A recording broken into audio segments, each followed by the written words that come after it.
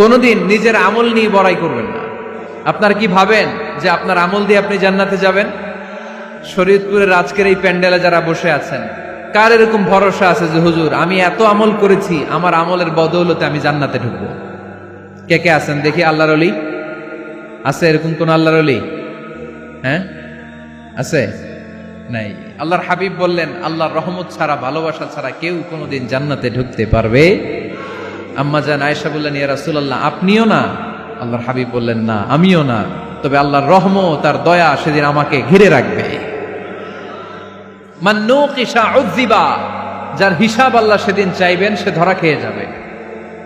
সব সময় আল্লাহর কাছে এই দোয়াটা যেন আমরা করি, আল্লাহ কিয়ামতের দিন তুমি আমার হিসাব নিও না,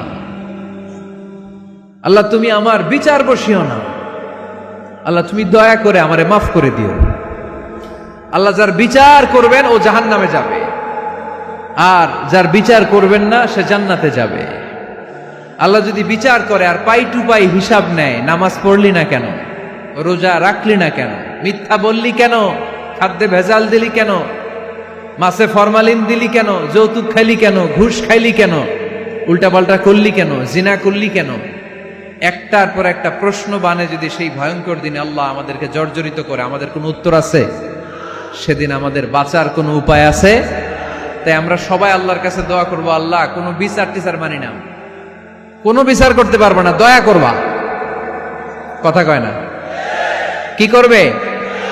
এবার আওয়াজ করে বলেন, বিচার চান না দয়া চান?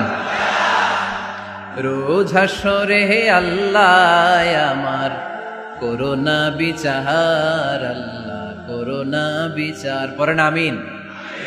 রোজ হাসরে হে আল্লাহ আমার করোনা বিচার, আল্লাহ করোনা বিচার, বিচার চাহি না তব দয়া চাহে এ গুনাহগার, আল্লাহ করোনা বিচার, পড়েন আমিন। তিনি যদি দয়া করেন তবেই আমরা জান্নাত যেতে পারবো, ঠিক কিনা? এজন্য আল্লাহ বললেন, আর রহমানু আল্লামাল কুরআন খালাকাল ইনসান আল্লামাহুল বায়ান। আমি হলাম রহমান। কাফেররা বলে রহমানকে জানি না, রহমানকে চিনি না। আল্লাহ বলে রহমান রে চিনে না, আমার নাম রহমান, আমি দয়ালু, আমি মেহেরবান, ঠিক কিনা? এজন্য প্রতিদিন সূরা ফাতিহায় দ্বিতীয় আয়াতটা আমরা কি পড়ি? আর রহমান আর রাহিম, ঠিক কিনা? তিনি দয়ার সাগর, তিনি মায়ার সাগর। আমরা বললাম, আল্লাহ ঠিক আছে আমরা বুঝেছি আপনি দয়ার সাগর, আর আপনি কি করেন? দ্বিতীয় আয়াতে আল্লাহ বললেন, আল্লামাল কোরআন, আমি কোরআন শিক্ষা দেই। শুধু দয়ার সাগর হয়ে আমি আল্লাহ বসে থাকি নাই, তোমাদের হেদায়েতের জন্য আমি কোরআন নাজিল করে দিয়েছি।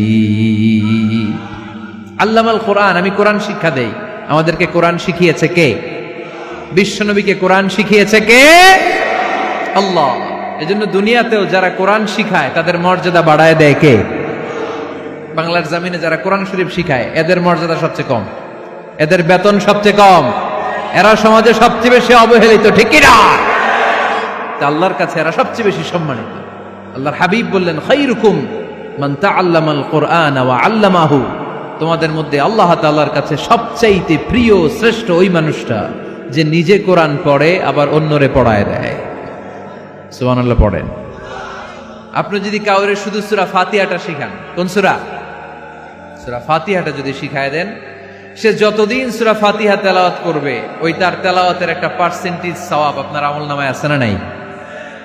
সে যদি আবার আরেকজনের শিখায়, ওই লোক যদি আবার আরেকজনের শিখায় দেয়, এরকম যতজনকে তারা শিখাবে প্রত্যেকের তেলাওয়াতের একটা পার্সেন্টেজ সওয়াব আপনার আমলনামায় ঢুকায় দিবে কে? এজন্য কোরআন নিজেও শিখবো, অন্যকেও শেখাবো। রাজি আছেন তো?